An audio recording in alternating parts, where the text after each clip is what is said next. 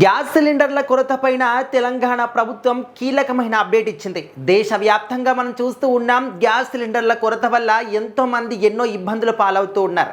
ప్రతి ఒక్కరు కూడా గో టు బ్యాక్ డేస్ అని చెప్పేసి కట్టెల పొయ్యిల మీద కూడా వంటలు చేస్తున్నటువంటి సందర్భాలు కూడా మనం చూస్తూ ఉన్నాం.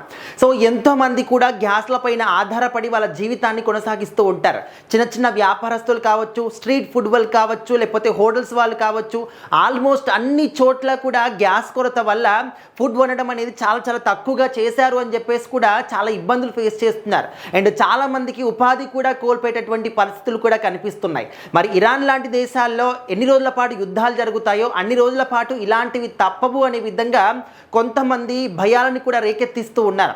అయితే ఇలాంటి సందర్భాల్లో మన తెలంగాణ ప్రభుత్వం ఒక కీలకమైన అప్డేట్ ఇచ్చింది. సో రాష్ట్ర ప్రజలు ఎవ్వరూ కూడా ఈ గ్యాస్ కొరత ఉంటుంది, సిలిండర్లు రావు అనే విధంగా భయం మాత్రం పడకండి.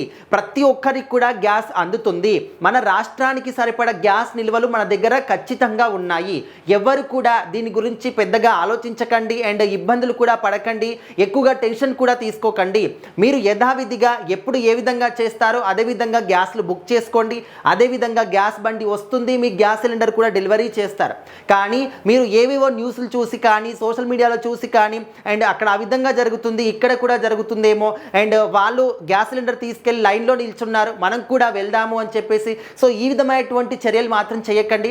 ఎందుకంటే ఇప్పటికే రోడ్లపైన ఎక్కడైతే గ్యాస్ కంపెనీస్ ఉంటాయో అక్కడ దారి పొడవునా మొత్తం కూడా లైన్లో నిల్చుంటున్నారు గ్యాస్ సిలిండర్లు పెట్టుకొని. ఇంకా మా గ్యాస్ రాదేమో, ఇప్పుడే తీసుకెళ్దాము అని చెప్పేసి. సో ఇంకొంతమంది ఏదైతే వాళ్ళ దగ్గర గ్యాస్ నిల్వలు ఉంటాయో వాటిని వాళ్ళకంటే ఎక్కడైతే మన గ్యాస్ కంపెనీ ఉంటుందో వాళ్ళకి ఇచ్చి ఇంకోటి కొత్త తీసుకుంటూ ఉంటాం.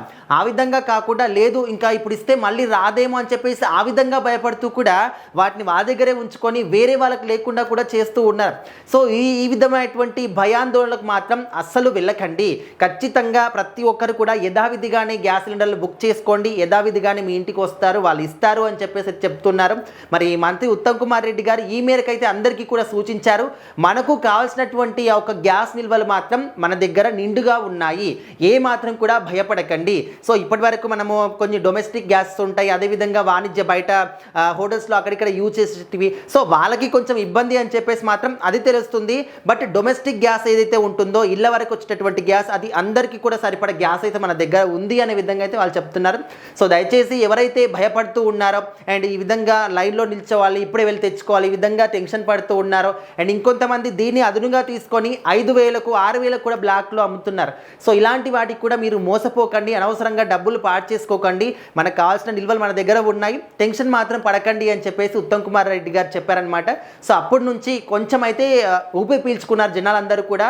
మరి చూడాలి, అనుకున్నట్టుగా ఎప్పుడు లాగానే యథావిధిగా గ్యాస్ సిలిండర్ వస్తాయా లేకపోతే మనం భయపడుతున్నట్టే ఈ విధంగా పరిస్థితులు ఏ విధంగా మారుతాయో చూడాలి.